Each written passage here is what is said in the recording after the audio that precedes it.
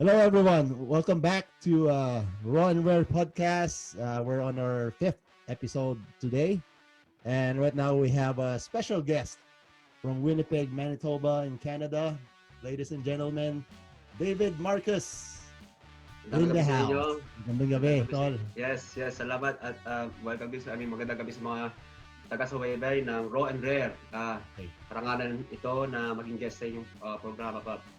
Na, Kumusta? naman, Oo. Pops. No, Oo, karangalan naman. para sa amin. Thank you. Actually, mga kaibigan, I've been friends with David for a while, only on Facebook. We haven't really met in person, Pop. Oo, di pa tayo David. nakakatambay. Pero hindi na, nalalapit na yung panahon na tayo Malapit ay na. magdidiwang ng isang malamig na serbesa. Magkadaupang palad tayo. Yes, at Pagdating ng serbesa. At serbesa din at pulutan. Sabang serbesa. Ayan. Mga Oo, kaibigan, dapat. for your information, David Marcos, he's been active in the local music scene here in Winnipeg. Just so you know, Winnipeg is so rich in, it's so diverse when it comes to music. So we have so much music here, rock music, hip-hop music sa Winnipeg, folk music, and everything, in between. David, would you like to, magkwento ka tungkol sa yung upbringing as a musician? How did you start out? And Yes. yeah, as I know, you're not really from Winnipeg, right? Yes, originally kasi mula sa Pilipinas, lumipat ako ng Vallejo sa San Francisco Bay Area, Vallejo, California, noong 1996. So, nung mga grade 7, grade 8, grade 9, yun, nagbabanta kami. Like, I was a bass player ako talaga originally. Alright. Bass player ako ng banda namin kasama ng kuya ko. Tapos may minsan rotating yan revolving door actually. No, mga personal, you know how it is. Na tawag dito, kung tumutugtog kami, mga cover ng Oasis, Razorheads, yun yung mga usual na na 90s yan. 90s garage band. So yun. Tapos, nung I think 1999, na sumala kami sa isang parang Filipino parang cultural na talent show. Okay. So parang cover kami ng kanta ng Kero Dogs, yung mga taga-Donggalo na yun, ang pangalan ng 530 Santa Rosa. Pero yung arrangement namin ay kakaiba. Oh, okay. Ginawa namin na yung verse, yung rap ng 530 Santa Rosa, yung rap ng Kero Dogs, pero yung music niya is yung entrance theme ng Stone Cold. Oh, Stone Cold na Steve Austin, okay. Panic. Yun, okay. Ako yung so yun yung bass. Credits, and then yung baseline sa'yo. Yun. Baseline, oo. And then, mula noon, nakalikom kami ng mga pang-record na dati pa nun, Tascam na, basta alam mo na yung Tascam na 4-track. Mula 4-track, tapos may si Kuya Benji Rasote at saka si Kuya Jojo Rasote. Okay. Siya yung nagbigay sa akin nung una kong copy ng Cakewalk. Okay, Cakewalk. Pa lang. 1.5 yata. Oo, Cakewalk. I'm not sure, but Cakewalk yan na yung pinaka-pro tools ng time na yan, ano? Or mga time na yun, gumagamit ng Cakewalk. Si Raymond Marasigan, yung isa pang kilala ko na may ganung song, tulad nung meron ako noon. Anyway, from then on, so sa pagdaan ng mga taon, 2000, 2001, 2002, so at above in like DJing, kahit yung mga scratch, mga ganyan. So I mean, I was okay. Pero nung 2004, yung barkada ko si Joel Gonzalez, nagtatag kami ng isang rap group. Pangalan ng rap group na yun ay Kopo ng Kulapo. As in Kulapo. Kulapo. Parang mga Kulapo, like we're rotten. Yeah. Rotten bunch, parang gano'n. Koponan ng mga Kulapo. Okay. So, gumawa kami ng mga kanta. Mga Tagalog rap songs, and yung customary na mga love song, mga ganyan. Tapos yung mga hardcore, syempre hardcore. Alright. Mga bata kami noon, saka parang mga galit sa mundo, mga ganyan. Agresibo pa. Ayan. Agresibo pa, So, and then, yun, yung parang mga invitation from one invitation to another, nakapag-perform. we were blessed to have like a good run. Mhm. From 2004 to 2008. And then no 2009 kasi lumipat na ako dito ng Winnipeg. Mm. Yeah. That's quite a run for like 4 years, right? 4 years. Oh, Oh yes, okay, yeah, 4 yeah. years. Mhm. And yeah, yung Then you we moved had to Canada. yes. And everything that I learned sa music at saka sa like natutunan ko kay Coco ng Colapo at saka sa isang individual na pangalan niya si Mr. Ray. Okay. Si Mr. Ray ay ang trumpet player ni Ruby Ibarra, si Ruby Ibarra. Yeah, yeah. Ang trumpet player niya is also a hip hop producer, and everything that I learned sa pagsasample, yung beat making sa producing, I learned from Mr. Ray kasi Mr. Ray. binigyan din niya ako yung software na hanggang ngayon ginagamit ko, yung FL Studio nga. Okay. He gave me my first copy of it. Oh, okay. And mga practices, techniques I learned from Mr. Ray. So he was my mentor. Okay. Sa pagdaan ng mga taon, on and on, and and yung domestic life that came and went. and but the one thing that remained was music. Yep. So to do that. So and then nung 2016, started to post yung mga beats, yung mga beats na nagawa ko over the years. Okay. And then yun nga, with some friends, like nakapagpo kami ng parang grupong ang tawag ay Resback Squad. Okay. So we needed a platform where to release music under. So RSBK, Resback. So I made that parang Resback Music Entertainment. And we did it in a different way. Parang we were more into brand building. So basically, we're Resback Squad, but then our music is independently released through Resback Music Entertainment. Yeah. So David, itong Resback Squad is sa Winnipeg na to, di ba? Nung lumipat ka ng Winnipeg? Multinational. So ako yung taga Winnipeg na member. Yep. And then yung most of the members namin ay mga taga San Francisco Bay area at saka taga Calibo, Aklan. Okay. Aklan province sa Western Visayas. Yes. And then we had a run for 3 years until we decided to part ways, like yung mga members. So the group Resback Squad was dissolved in February 2019. And then nag-reformat yan, nag-rebrand ako into Resback Studios. So RSBK.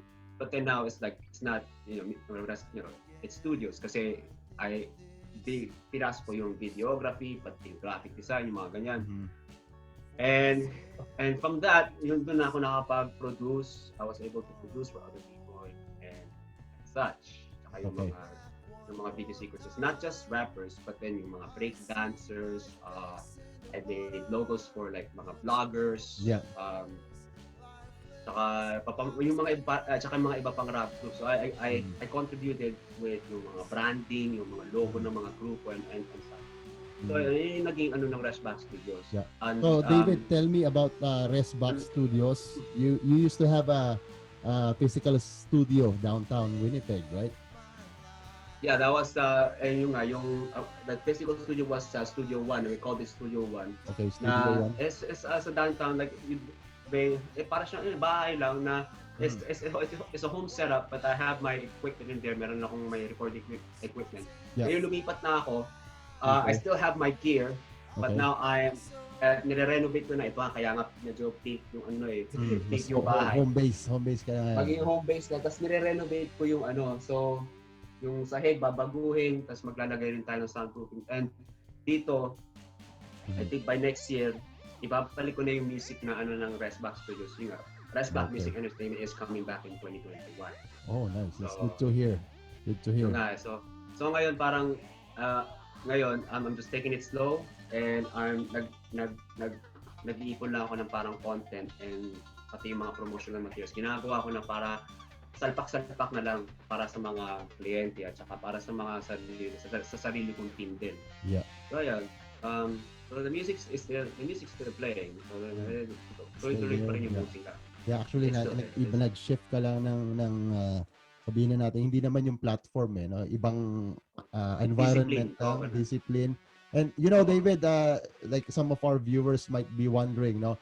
Ano nga ba itong ginagawa ni David Marcos? Like you mentioned about brand does this have anything to do with the, say, okay, there's more on to the hip hop side, right? But there's more to that, right? Like you said, There is, break dancers and other stuff, beats. saka mga vloggers. Kasi Yeah. bilang creative, yung nga, para pag creative director, parang ikaw yung parang ikaw yung parang punong creative ng isang ng team. Yeah. Bilang creative, syempre, hindi lang ay magiging mag-aabot kamay ka rin sa sa iba't ibang mga iba't ibang mga discipline ng music at saka ng art. So yeah. Bukod sa ang gawain ng Rare S1E5 Studios, bukod sa paggagawa ng beats, gumagawa din kami ng yung mga logos. Yeah. Para sa I mga saw that banda, in your page. Yeah. And yun nga yung parang and we also edit videos for vlogs. Okay. So parang multidisciplinary nga. Yeah. And this etong ino-offer ninyo sa clientele, is this paano niyo siya minamarket? Like ang clientele is mostly online. We market among like musicians at saka mga vloggers. Okay. Na we offer like simple editing services. Okay. It's not nothing fancy.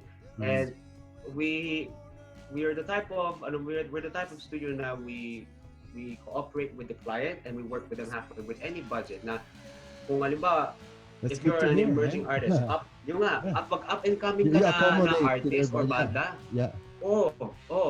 sure. And ilalatag ko na una pa lang kung ano yung maibibigay ko sa ilabas natin yung content mo para makita sila sa YouTube. Alright. Prepare tayo ng maayos na music video na presentation. So parang mas more mutual yung ugnayan. I see. I see where you're going. Like unlike big like commercial giants, right? Like eto kami, yung kliyente ang magwo-work around sa kanila, walang mutual. Like you said, you're doing it mutually with client, which is good. Yeah. So at least so parang syempre at doon kasi parang mas matimbang syempre sa ating kasi mga musikero, mas matimbang talaga yung vibe, yung partnership ng musikero sa musikero. So that's right. Syempre bilang musikero, like I can empathize dun sa banda na itong gusto niyong content, ang ganda nga ng music nga. Ang ganda nga ng music ninyo, Kois eh. So, and that's the thing. And so parang ngayon, nakakabuo na ako ng parang, ano yung maibibigay ko, ano yung maibibigay ko para sa artist, makaambag, makapag-contribute sa success. Artist. Yeah, something like that. Yeah. That's good to hear, Photoshoot. Yeah. So mga kaibigan, ito, panawagan din natin sa iba't ibang mga bands, local bands natin. If you want to market your group, your band, just contact David Marcos here. Yes, Resback Studios. And then by 2021, it will go full swing, Resback. Right? Music Entertainment. Talagang Resback talaga, no? Resback sa 2021. That's pretty much the mission statement ko kasi yung 'di ba ang lahat ng kahulugan ng salitang Resback yung parang babalik lalaban or yung parang yung pagbangon and then Resback then and we got your back. Yeah. We got your back. Okay. Yeah. Yun ang doon. That's pretty much Resback got your back. Our local is here, be in a rap band, whether you're in a hip hop group or a solo artist. Go to David. We might get your services. Yun nga, baka yung mga art cover. Yan. Covers, gumagawa rin sila. And then like he will offer, like he said, they mutually, work with clients. They're not, hindi sila nangangagat. Lapit lang kayo. Yung iba kasi nakaka-intimidate eh. Kumbaga, papakinggan ko, yun nga, and yun dun nga, minsan, makakabuo ka na ng parang aesthetic ng grupo. Kung pakinggan ko yung mga kanta, ano yung hugot ng kanilang art. Sige. Yan yung magiging parang aesthetic ng buong kanilang photoshoot at yung mga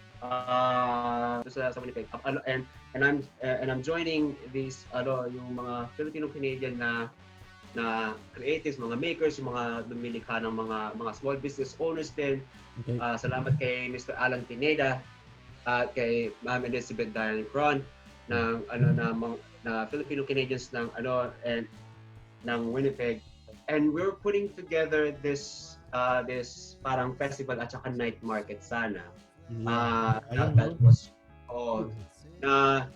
well, we're gonna push that to next year too, 2021. And ngayon, so yung video kasi I'm part of the video committee ng Cultivation Festival. Now we're developing a vlog/podcast na yung pilot pa lang gagawin namin, like hindi pa like wala pa napipirma or anything, but then we had met with people from the network na nag-sponsor sa amin. Nice, yeah. As a public broadcaster, it's CBC. Yeah. So parang ito yung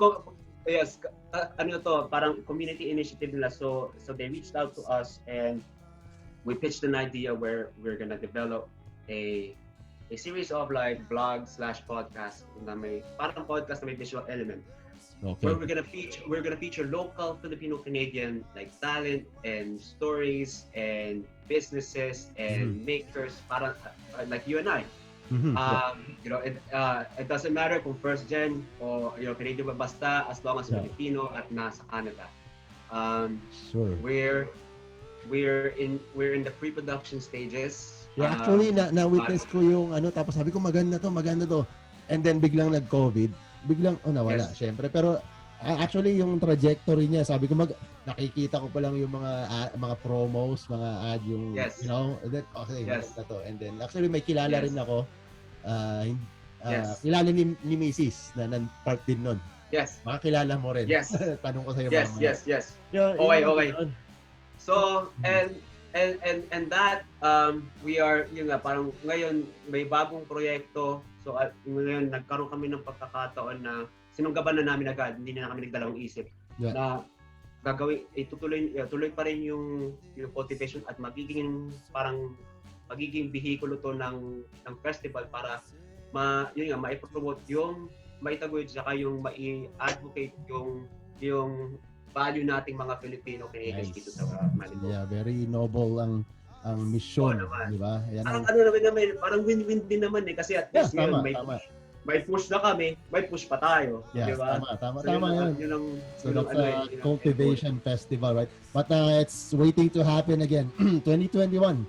Let's all hope, di ba? Tutuloy yan. Yeah, mga kaibigan, ang daming project ni David Marcos, all on the way. Let's all hope for the best when things go okay. Tuloy lang, we will re-rest back muli. Re-rest back tayo muli. So yun. At saka, Bob, salamat talaga salamat sa it's my honor, tol. Matagal na kitang gustong i-guest. Minsan na naman ang sarap nga na parang dito lang ako gi-guest na. Di ba? Pero masakit din pala sa likod, Yun nga. Depende. Pero depende working at home, di ba? Work at home remote. Yeah. Maganda rin yan. And then David, before we're close to ending the show, can you tell us a little bit about your future projects, about each show, yung pagre-restback ng restback, everything? The beach show, we're shortening the pace of the beach show na gagawin natin mabilis siya na vlog. And hindi lang siya magiging magazine show. It's gonna be like a whole day. Parang magiging siyang variety show. Not like a good-time show, but more like maghahain tayo ng iba-ibang putahe. Like, we're gonna provide tutorials. Yeah. We're gonna provide para mga life hacks sa sa buhay sa Winnipeg. Very cool, and it will have like a Filipino-Canadian perspective. Nice. Also, the wonderful thing about this new reformat and the beach show is the dialogue will be Tagalog. Yan ang hinihintay. Alam mo kasi, Tagalog. Tagalog na kami. Who cares, di ba? But we have more. Sabi ko nga, we have more audiences in the, that could understand Tagalog, Oo. then just do it in Tagalog, right? Magtatagalog na kami at saka ito Oo. nga yung now dahil kasi sa mga kahit sa content ng Resback Studios, will be all in Tagalog, but now we can still present it at the more mainstream audience by adding subtitles. Kasi doon namin natutunan. All we needed was subtitles. All we needed was subtitles. Man, So, problem solved. Yeah. problem solved. Like, kasi kahit na mag-rap kami ng Tagalog, kumanta tayo ng Tagalog, maglagay lang tayo ng subtitles sa ilalim. Subtitles lang will do the job, you know. Yun nga rin gusto ko dito sa podcast natin eh. May subtitles. Pag-aaralan lang natin. Sabi ko, subtitles para mas more comfortable ka na. Di ba? Oo. Kaya nga, ito nga yung new season ng Beat Show will be like all Tagalog and it will be faster paced. At least ngayon merong mas interactive kasi yung magbibigay na tayo ng mga tutorials sa mga bagay. Sa mga stuff na yung mga music stuff. Yep. At yung 2021, ibabalik na namin yung music operation. Resback Music Entertainment will return in 2021. Okay. Maglalabas na ulit kami ng mga kanta actively. So, nice. Be more OPM next year. But it doesn't mean na wala kayong mga kantang nilalabas ngayon. Meron pa rin kayong mga bago eh, di ba? Ay, meron ako na, yes. Oh, yeah. Meron. Actually, as a matter of fact, ang kampanya namin ngayon I made a song with this dude, this cool guy named Madness from Riyadh, kasi he works at Riyadh. Yeah, okay. He works in the hospitality industry. May ginawa kaming kanta. Ang pangalan, ang title ng kanta is about a beautiful girl. Like we're seeing this beautiful girl and what we wish to achieve with this beautiful girl. Ang pangalan ng kanta is Balbas Saradong Bara. Balbas From Riyadh. From Riyadh yan. With Madness. Oh, Madness from Riyadh. We will hear that song today, right? Yes. Mamaya, mapapanood nyo mamaya. Yeah. Yun, okay. So, yeah. That's very cool, bro. Kaya, yan nga, no? Ladies and gentlemen, David Marcos. Bro, Papi, it's a pleasure. It's an honor. It's a pleasure. Isang malaking kalangan. Gusto ko tayo ng maraming projects eh. Pero, napaka-busy tao nito mga kaibigan. Kung minsan makikita mo lang sa beach show, andyan sa tabi-tabi, tapos sabi ko sa ba ko, makita lang ako pumapadyak sa McPhoenix, adala the Ford, ang mahiwagang bisikleta, no? Mahiwagang bisikleta. Paborito kang spot dito downtown, sa kanila makikita kung gusto ka nila makita ng personal. Doon ako kumunti, nabimerienda lang ako sa exchange, yung mga saan, Mapichan, Ellis. Yeah, if you wanna hook up with David Marcos, go downtown Winnipeg. Ando lang siya. Nasa Madalarama, bigla ang chicharia. Pero madalas ako sa Pichan, sa tapat ng Pichan. Pichan sa tapat ng libre kayo. Sige. Siguro basta magka-TF lang ako dun sa yung pala, no? Pagka nagka-TF, TF muna. Kailangan yan eh. Yan ang kailangan ng mga artists yan eh. Kailangan natin ng TF. TF is the key. Para we can keep going, right? We need the bread. Pero compensation siya. Yeah. But David, alam ko, Dave, kulang yung oras natin. You know, like I told you a while ago, I'm trying to make this the pinaka mabilis na vlog show din. Ikaw pa rin ang kampiyon. Ikaw pa rin. Bahala na. Mabilis ang vlog na mabilis. Bahala na. Pero vlog, ang importante basta vibes. Yeah. Why not, right? Yeah, if you can send good vibes out there para sa, it doesn't need to be long. As long na, as long as may vibes, sige. Yeah. Sige, raratsata na yan. Pwede na yan. David Marcos, maraming salamat sa oras. It's Sunday today here in Winnipeg. Sa Pilipinas, mga kababayan natin, mga brothers natin sa music scene, local music. Yes. Yeah, David Marcos, Resback Studio, music producer / creative. If you have links on your Facebook, right? They can find you on Facebook. At sa Instagram din. At Resback Studios, makikita nyo na lang. Ibibigay ko mamaya kay Papi. Basta, iba-ibang mga links, pero simple lang. May Facebook page din tayo at Resback Studios. Alright. Yeah, go to the link, visit the site, hook up with him, talk about your art, your passion, then he'll help you out. You know, creative basta minds. comment lang kayo sa baba. Comment lang kayo sa baba. Yeah. Yan. Tsaka hit like and subscribe. Yeah, like and subscribe, you know. Sumab kayo. Diyan ng required. Sumab kayo sa page ni Papi Julius. Hit like, tsaka i-share niyo. Pakalat niyo sa mga tropa na nandito kami, na magkasama kami ngayon. Alright. Kalat natin yan. Kalat natin. Maraming salamat. Okay, David Marcos. Okay, we're signing off. Raw and Rare Podcast Season 1. Maraming salamat. Mabuhay tayo lahat. Go and Rare. Go and Rare. Thanks. Thank you. Hustle and provide music.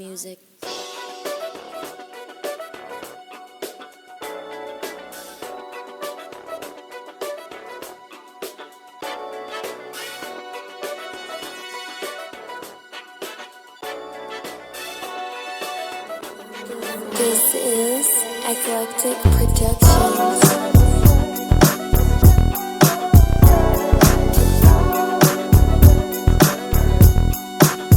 Masarado para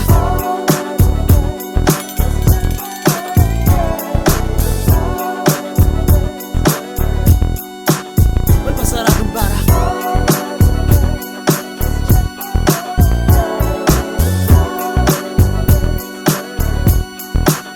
masaradong bara